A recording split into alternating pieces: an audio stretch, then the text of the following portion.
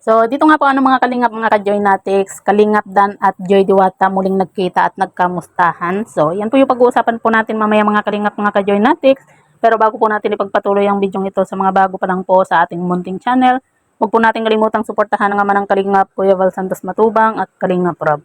At paunawa, panoorin po muna ang full video bago mag-comment para malaman ang nilalaman nito. So, dito nga po mga kalingap, mga ka-Joy Natics, pag-uusapan lang po natin yung patungkol nga po sa muling pagkikita nga po ni Kalingap Dan at ni Joy nga po sa birthday po ni Julie Ann.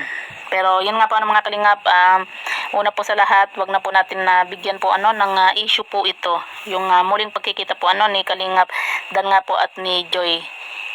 Kumbaga kasi halos naka-move on naman na po lahat at pareho naman na po silang masaya at nakikita naman na natin nitong si Joy nga po mga kalingap na masaya na po siya kahit na wala po siyang love team nga po maging si Kalingap Dan nga po, kumbaga masaya na po siya sa kanyang partner at yan nga po mga kalingap, ang mahalaga po ngayon nakikita natin nitong si Joy na talagang okay na po siya kumpara po nung nag-signing off nga po ang Dan Joy.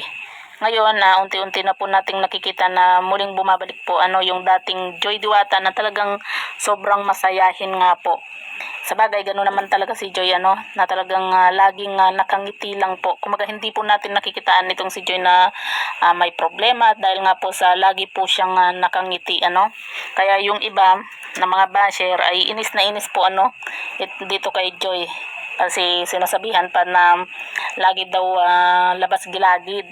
Kita nyo naman po kung gaano kaganda po yung ngipin ni Joy Diwata talagang pantay-pantay at ang ganda po ng ngipin ni Joy. Kaya siguro inis na inis yung mga basher, di ba?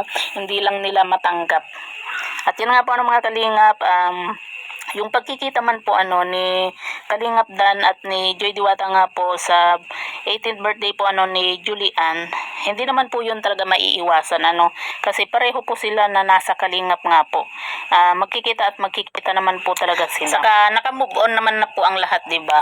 Kumaga masaya na po sila na si Joy lang kahit na wala po siyang love team, masaya na po ang Joy Natics nga po. Kumbaga nagkaroon man po ng pagkakamali po itong si Kalingap Dan, kumbaga na lang po patawarin na lang po natin, 'di ba? Masakit man pero yun nga, naka-move on naman na po lahat. Maging itong si Joy nga po mga kalingap, masaya naman na po. Kaya hayaan na lang po natin kumbaga wag na po nating bigyan po ng issue. Kung nagkikita man po minsan yung dalawa, kasi syempre pareho po sila na nasa Kalingap nga po, 'di ba? Hindi talaga yan maiiwasan. Kung magkamustahan man po sila, kumbaga okay lang naman na po yun Ang mahalaga po ngayon focus po si Joy nga po sa kanyang pag-aaral, makapagtapos siya sa kanyang pag-aaral at nakita naman po natin na talagang pinagbubutihan po ni Joy yung kanyang pag-aaral nga po. Kasi gusto rin po niya na makatapos po ng kanyang pag-aaral at hindi po masayang yung mga tulong po na ibinibigay po sa kanya ng mga sponsor, 'di ba? Maging dito kay Kalingap Rob nga po mga kalingap.